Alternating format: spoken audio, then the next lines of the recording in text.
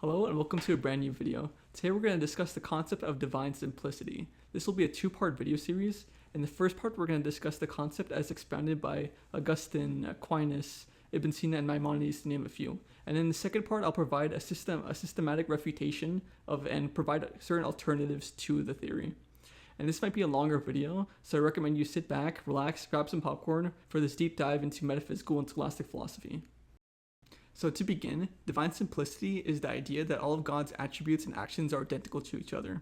So attributes, for example, are love, wrath, knowledge, and power, to name a few. And any attribute that's predicated to God is identical to one another. And as you know, for two things to be identical, they must be exactly the same. So just as Superman is identical to Clark Kent, they're just two names referring to the same being. So Augustine, a major Christian theologian, if you didn't know, in his book, De Trinitate, or On the Trinity, claims, quote, "But God is truly called in manifest ways great, good, wise, blessed, true, and whatsoever other things seem to be said of him are not unworthily. But his greatness is the same as his wisdom, for they are not great by bulk, but by power. His goodness is the same as his wisdom and greatness, and his truth the same as all those things. And in him it is not one thing to be blessed and another to be great or wise or true or good, or in a word to be himself." And that's from book 6, chapter 7. So the attributes of God may seem multiple, but in reality this is because we can't see how God truly is. And it's through faith alone that they're identical in the same essence of God, and therefore there's no diversity in God. So according to Thomas Aquinas, and he makes clear that in his Summa Theologica and his Summa Contra Gentiles, I'm not good at Latin, he says, quote, "The manifold actions ascribed to God as intelligence, volition, the production of things, and the like, are not so many different things, since each of these actions in God in his very own being, which is one and the same thing." And that's from Summa Contra Gentiles, book 3:10. And then he says in the Summa Theologica, first part, question 28, article 2, that, quote, "Everything which is not the divine essence is a creature, but relation really belongs to God. And if it not the divine essence, it is a creature. Thus, it is manifest that relations really exist in God, is really the same as his essence, and only differs in its mode of intelligibility. Thus, it is clear that in God, relations and essence do not differ from each other, but they are one in the same." And we're also talking about Maimonides, the great Jewish thinker, was also very much influenced by Aristotelian metaphysics. He says in this book, on The Guide of Perplexed, that, quote, If, however, you have a desire to rise to a higher state, that of reflection, and to truly hold the conviction that God is one and possesses true unity, without admitting plurality or divisibility in any sense whatever, you must understand that God has no essential attributes in any form or any sense whatever, and that the rejection of corporeality implies the rejection of essential attributes. Those who believe that God is one and that he has many attributes declare the unity with their lips and assume plurality in their thoughts. So it seems like Maimonides maybe have a stronger version of divine simplicity than Augustine and Aquinas, but it is what it is. So when it is said that God acts, such as creating the universe or sending revelation to the prophets, each one of these actions of God are such that there's only one action of God. So when we talk about these actions, they're in God, in his own being or essence, and they're all one in the same and identical to him and his essence, which are all identical. And the real reason behind this is to deny that God has any composition, including compositions of different acts or attributes. And this is basically to avoid that God is contingent upon any parts. And to further quote Aquinas in his Summa, he says, quote, "Secondly, because every composite is posterior to its component parts, and is dependent on them, but God is the first being as shown above," and he's quoting earlier from the Summa. Thirdly, because every composite has a cause, for things in themselves different cannot unite unless something causes them to unite. But God is uncaused as shown above, since he is the first efficient cause. Fourthly, because in every composite there must be potentiality and actuality, but this does not apply to God, for either one of the parts actuates another, or at least all the parts are the potential to the whole. Fifthly, because nothing composite can be predicated of any single one of its parts, and that's from Summa, part 1, question 3, article 7. So Ibn Sina, or Avicenna, if you want to take the Latinized version of his name, has a similar argument, or rather I would say that Aquinas is working off of the groundwork left by Ibn Sina, but regardless, Ibn Sina claimed that a thing is composite if it consists of multiple distinct elements, whether that be metaphysical elements or essential or physical compositions. Anything composed of multiple aspects must be dependent on something to unify these parts. So for example, if we have a house that's composed of bricks, wood, or other material, it's all brought together by a builder. So therefore, a composite entity cannot be self or explanatory, but it requires like an external cause to unify its different components in its composition. So therefore, for God to be necessary, he must be absolutely simple with no parts, attributes, or distinctions. And if the necessary existence had multiple attributes, or multiple real attributes such as knowledge, power, or will, these would be distinct aspects of its being, and then that would make God to be contingent upon his attributes, so it would make him contingent and unnecessary. So God must be without real attributes and only describable by negation and relations. So the center of all of this is the claim that God is identical to the act of being, or the pure act of being, which is like an Aristotelian concept. So God's essence is just to exist.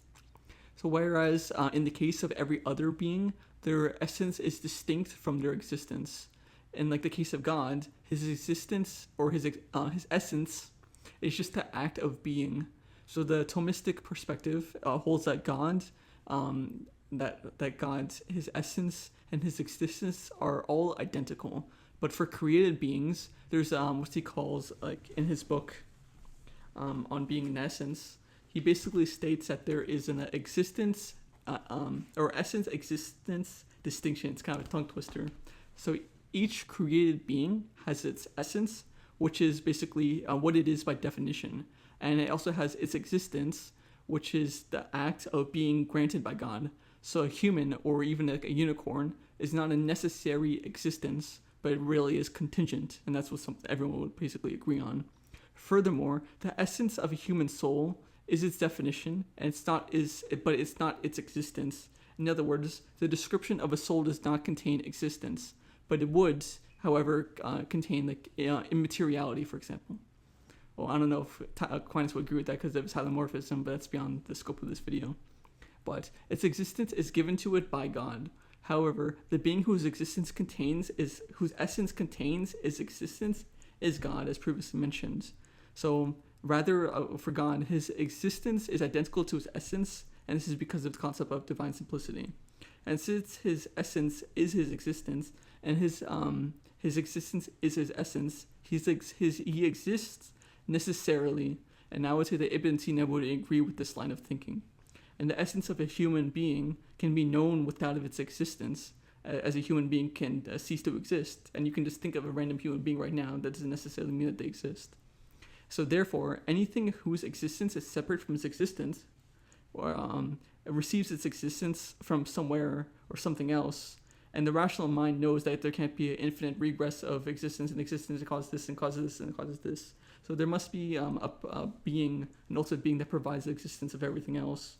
And that would be the God who is like the first cause, whose existence is identical to his essence, which gives way to all other existences. So going back to Aquinas, and he says in his Summa, first part, question 3, article 4, quote, "First, whatever a thing has besides its essence must be caused either by the constituent principles of the essence, like a property that necessarily accompanies the species, as the faculty of laughing is proper to man and is caused by the constituent principles of the species, or by some exterior agent, as heat is caused by water or caused in water by fire. Therefore, if the existence of a thing differs from its essence, this existence must be caused either by some exterior agent or by its essential principles. Now, it is impossible for a thing's existence to be caused by its essential constituent principles, for nothing can be the sufficient cause of its own existence, if its existence is caused. Therefore, that thing whose existence differs from its essence must have its existence caused by another.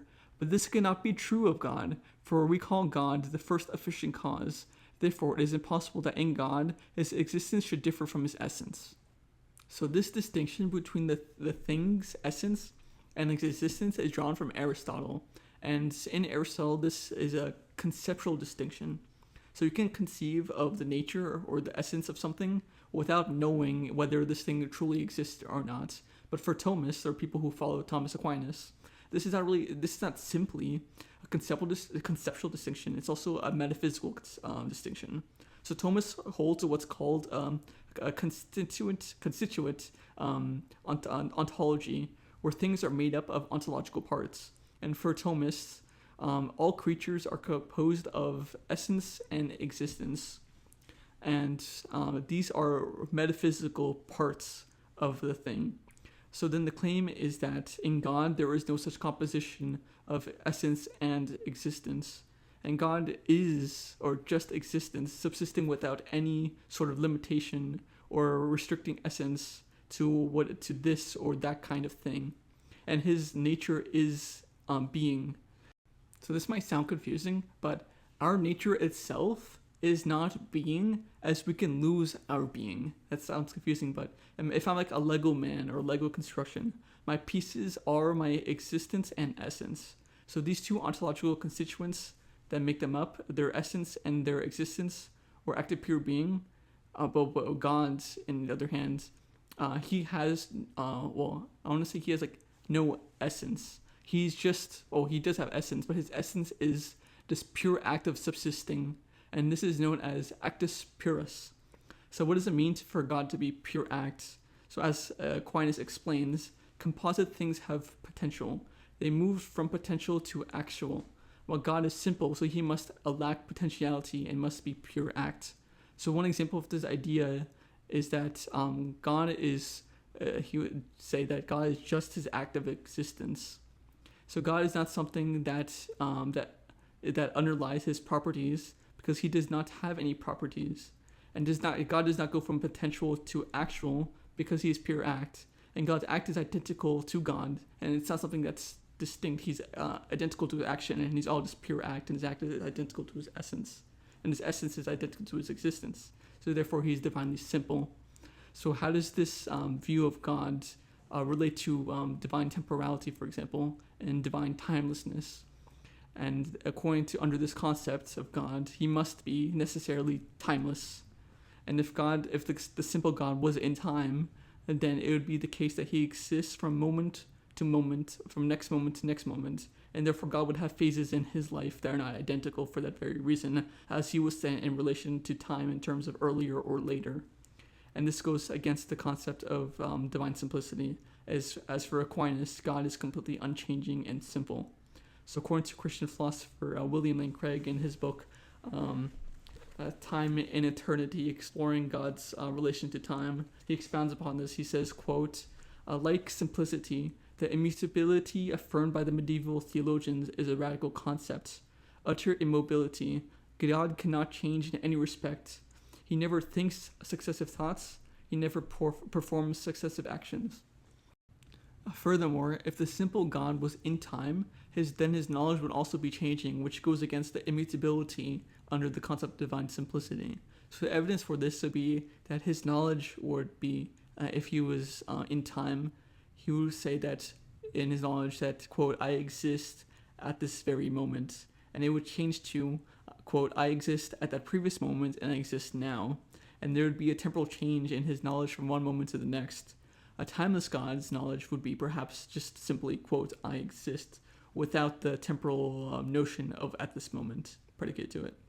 So the Thomistic understanding of divine simplicity necessarily leads to divine timelessness, due to the unchanging and indivisible nature of a simple God. And that God's immutable if and only if he does not go under any intrinsic or extrinsic changes. Furthermore, a being who is pure act, or actus purus, does all that he does in one timeless present, if that makes any sense. And he's purely this act of thinking, willing, creating, and so forth, and all his actions are identical to this one act of his existence. And if God went from potential to act, he would have what we call accidental properties, but as pure and unchanging and persisting throughout time, there would be no accidental properties, and there would be no worry of him changing if he does not persist through time, rather. And objects that persist through time are constantly changing, such as we are, or gaining and losing accidental properties. And since God has no accidental properties, he is timeless. So that concludes this video, and hopefully that made sense to you. If you didn't know about divine simplicity before, hopefully you know now. And if you just need a refresher on divine simplicity, hopefully that helped. And that's the next video that's going to come out a week from now will be a refutation of the concept of divine simplicity, so just watch out for that. And as always, please feel free to like the video and subscribe and share the video as well if you enjoyed it.